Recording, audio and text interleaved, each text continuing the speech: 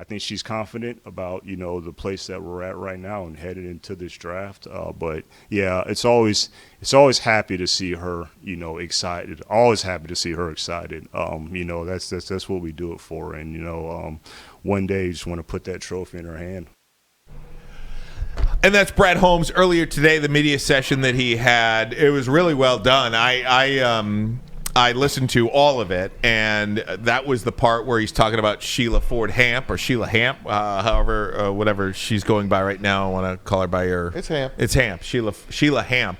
One of the questions to him was, is there anything that she says you can't do? Is there ever a player that,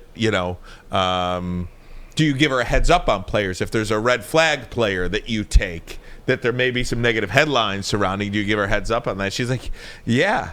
But then he went, Braylon, and talked about, same with Dan Campbell, right? That's the one thing about this organization. They're all working together.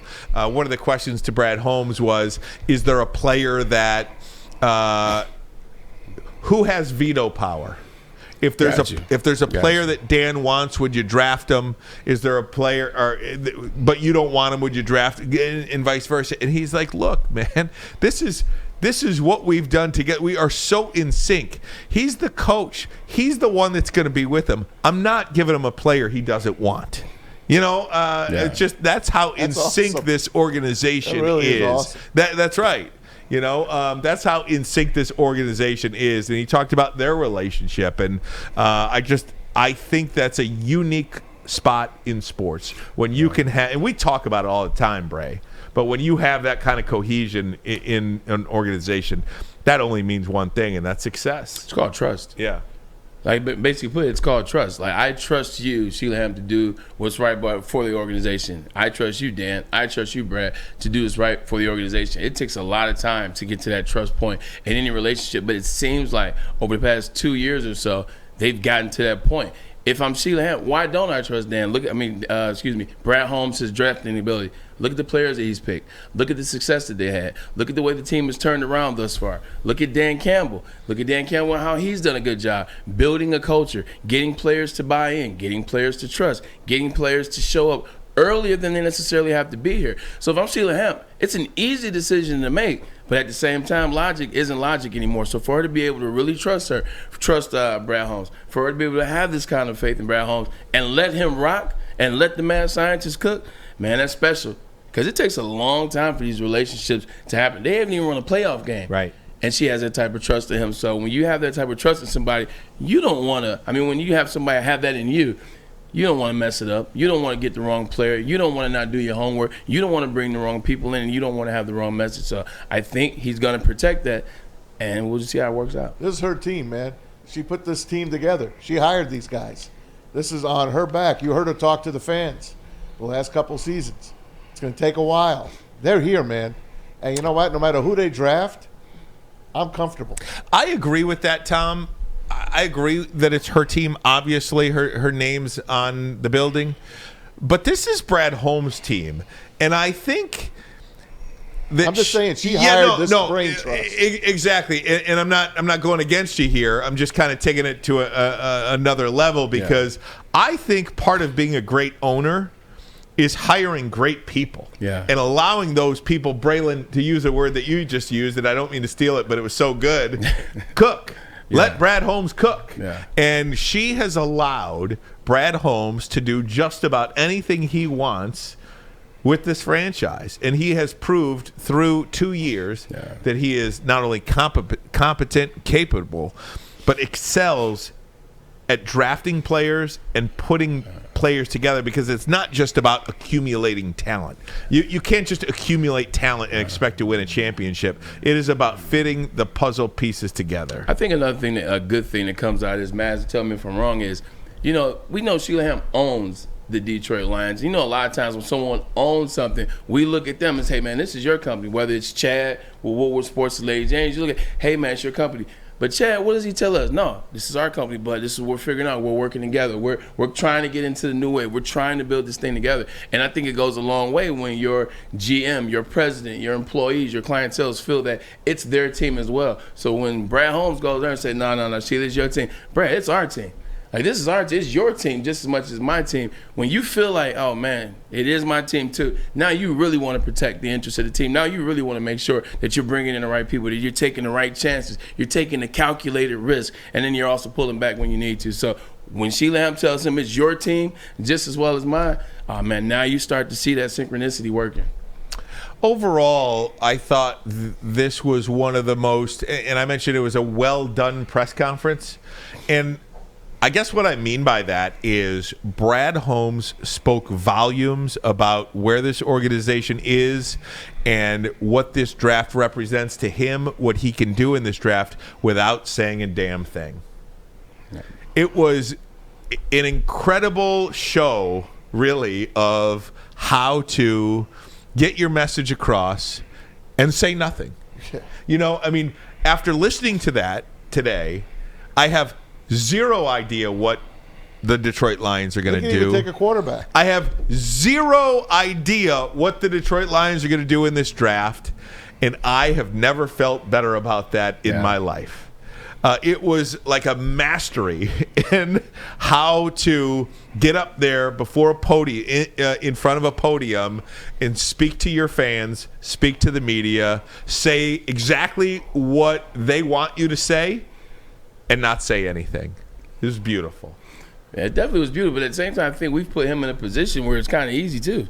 Like, we've been, if Brad Holmes has been listening to all the outlets in Michigan for the past two and a half months, what have we been saying, Ryan? Hey, look, we all trust Brad Holmes so much. We trust Brad Holmes. We saw what he did in the offseason in terms of the offseason acquisitions that he's made. We trust, you know what? Doesn't even matter. Now, I don't necessarily want this particular position, but because it's Brad Holmes, it doesn't matter. We trust Brad Holmes. When you know you have that, it's kind of people like telling their hand. All the fans have showed their hand that they're undoubtedly entrusted into Brad Holmes. So he can get up there and at that press conference like, hey, you know what? This is what we're going to do. We're just going to, whatever we do, we know it's going to be best interest of the Detroit Lions, and we're going to be moving forward. This is the best position this Lions franchise has ever been in. Can we say that? Absolutely. This is a team that's never made a Super Bowl appearance. The only team when the league merged that has not made the Super Bowl besides an expansion team. And there have been expansion teams that have won the Super Bowl already, that have been in the Super Bowl already. The Lions, this is a brand new Lions. When they say that, it is totally a brand new Lions. And everyone on the national stage, they find it out exactly what this guy is all about and what this team is going to be all about moving forward. They're a player, man. Braylon, one of the things that you just talked about, Brad Holmes has earned the right, really, I think, earned the trust of the fans, the media, whoever, to kind of pick whoever he wants here and people be okay with it because he's got a track record. And it's totally boring. I think it's boring for a GM to go up there and talk about the process of evaluating players and the video guys and how much tape everybody's watching and how much preparation people are putting into this whole draft process.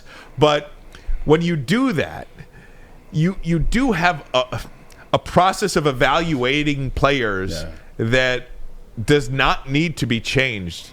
And it doesn't need to be changed because, as he said today, the proof is in the pudding. Yeah. The guys that we have drafted here to the Detroit Lions, Brad Holmes and his staff, they have not only performed, but performed above the capabilities that anybody really thought they... How many people had expectations for Amon-Ra St. Brown? Or... James Houston. Or Malcolm Rodriguez, or even Aiden Hutchinson dominating the way he was at the end of the year. Like Kirby Joseph. Kirby Joseph is another one. So I think he has earned the right. Even to a certain extent, the guy that I talk about a lot is how he played in his second year. I could never respect that, and that's Alexander Zaloni. I even got to give him credit. Perfect example of a guy that you bring in and you help develop within your system. Yeah. Now he's a veteran guy, but you help develop him within your system, and he improves under you. I just and then you feel good about how you're going about the evaluation of players too. It's like studying for a test. You could study for a test, but if you don't know how to study, you're going to take that test and you don't know what the hell you're doing. Yeah. If you are evaluating players and you don't know how to evaluate players, it's all meaningless work if it doesn't translate to the field. Brad Holmes is doing an excellent job right now. I just want to know what's the next step taken by Brad Holmes. And what I mean by that is looking at draft this year, looking at the season next year. What is the step to where we keep thinking that Brad Holmes is going upward in his trajectory in terms of picking, in terms of player development, like, or does he get stagnant at some point? Well, we're going to find out, I think, with this draft. He came in, he did a nice job, and, you know, yeah. I mean, again, it's always case by case, you know. Came in, we enjoyed our time with him, did a nice job, and I'll say even after he left his visit, I felt better about him. Jalen Carter. Yes. So that's Brad Holmes talking about Jalen Carter's visit. The one prior to that was him basically telling everyone, we don't know who we're going to take, and I'm okay with that. Embrace the darkness. Oh, embrace the dark. Yeah, I don't Yes. even know what that means. Well, that's what he meant. Yeah. Speaking of embrace the darkness, somebody's been embracing some workouts. You saw him leaning over the podium. He had a little triaction Oh, yeah, he going does on that his for a tricep. reason. Oh, He did yeah. that for a reason. He's got He the black wanted to shirt show on with it the off. bald head and the beard. He looked a little swole. Brad Brad Holmes out here working out. He did look like that. Guys, let's stick with the Jalen Carter that Brad Holmes just said. Said he came in, had a very nice visit, and even after he left, I felt very good about it. So I think that is a situation, and I don't know, we're all reading into this stuff, right? But it felt to me like there was perhaps a preconceived notion, maybe a red flag. He came in, the young man came in, he visited, he aced the test, so to speak, and Brad Holmes feels very good about that player now. And I think even afterward, that you even at that last part, he said, and even after he left, still feel good about it. You don't say something like that for no reason. Like, that's not something you just throw out there. Like, if somebody has a good visit but it wasn't great, this isn't somebody you plan on drafting. And like you said, we're trying to decipher. We're trying to really pull at something. But you say, hey, you know what? The visit went better than expected. We'll see how things play out. Or, hey, you know what? It's a good visit. You keep it like that. He said it was a good visit. Even after he left, it still felt good.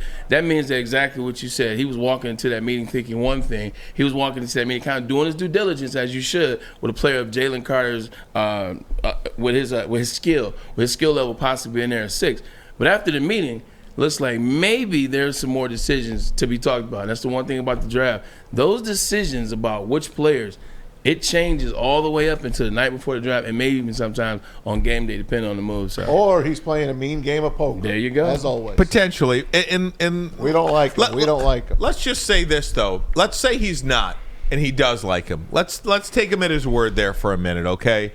Because he did talk about red flags, and I hate that term, red flags, and we're going to talk about it later on with Brady Quinn and Brady Quinn versus. Let's just say that. I tried to call him this morning. Yeah, let's say that Brady Quinn versus. Okay, but the term red flags comes up a lot, and there is no blanket. Any organization that has a blanket feeling about what a red flag is, a red flag, if a player has red flags, whatever that means, you take it on a case-by-case basis, exactly what Brad Holmes did. You do your homework on the player. You either feel comfortable about the player or you don't feel comfortable about the player, but you don't have some, blanket, we're not taking any players with any sort of baggage whatsoever. That's just not how you run a successful organization, and it doesn't sound like the Lions are among those organizations that do that. Yeah, situations differ. There are a lot of deciding factors in situations and why things occur and why things happen. I think a lot of times you got to do your homework. You got to do the necessary due diligence to find out, hey, is this going to affect, his football acumen? Is this going to affect him on the football field? Why did he get into the situation? What's really going on there? So I think when you do that homework, you do that due diligence, sometimes you find out a situation is not as you thought it was. So now you got to put yourself back into a situation where Jalen Carter is a defensive player that could change our trajectory instantaneously. So it's one of those things, man. Now they're in a decision.